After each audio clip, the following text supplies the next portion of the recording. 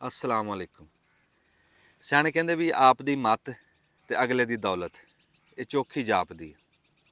गल करन दी वाह कोई नहीं, हर बंदा सियाणा, पर करनी फिर भी पैंदी। भी हालात सख्त आ, भी फसे जे पे भी जिन्हां को पैसा वो तो जाके अपनी शै नगद लै लेंदे, ते जेड़े गरीब गुरबा को मजदूर बेचारे वो जाके किस्तां वाला फाहा लै लेंदे। ये ऐसा फाहा ये सारी उम्र नहीं गलों लैंदा। भी करजा लै लिया या कोई शै किस्तां ते लै ली, वो बूआ खड़कदा ही रहिंदा। अद्धी जिंदगी दी मजदूरी ना उस खाते च जाके पैंदी। फिर कोई मुनाफा भी कोई हिसाब किताब दा हुंदा, कोई बनदा जुड़दा भी 20 दी शै वो 25 च तां समझ आंदी, हुण 20 दी शै वो 40 च दे रहे।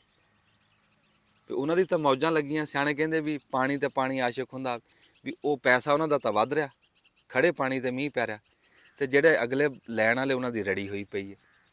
फिर साढ़े इत्थे मोबाइल तो लग के ट्रैक्टर तक लभदे किस्तां ते टोटियां ते।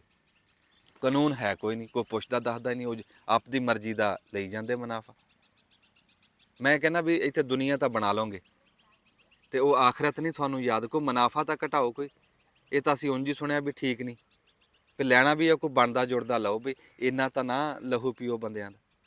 इदां बंदे जेह्ड़े फसे होए आ उन्हां दा खाण पीण तो तंग हो गए, भी जेह्ड़ा कमांदे आ वो जाके किस्तां च लाह आंदे। दूर की जाना, इत्थे मुंडा ਉਹਦਾ ਵਿਆਹ होण लग्या ते आखे मैं जहेज नहीं लैना, चौड़ कर गया। असीं भी कहा चलो ठीक है, चंगी गल है नहीं लैना। मुड़ के विआह तो बाद बरतन वाली छावां तां लैणियां सी, सारियां कढ़ा लिया किस्तां ते। फिर खाण पीण तो तंग, 8वां साल हाल जे बूहा खड़कदा, वो किस्तां ही नहीं लत्थियां। उस टाइम कुड़ी वाले चाहे नगद लै दिंदे।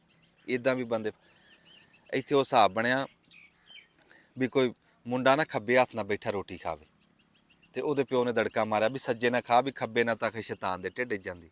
ਉਹ ਕਹਿੰਦਾ अच्छा, रोटी तो खैर उन्हें खा ली, रोटी खा के जेब चों सिगरट कड्ढी ते ला के खब्बे हत्थ च बह गया।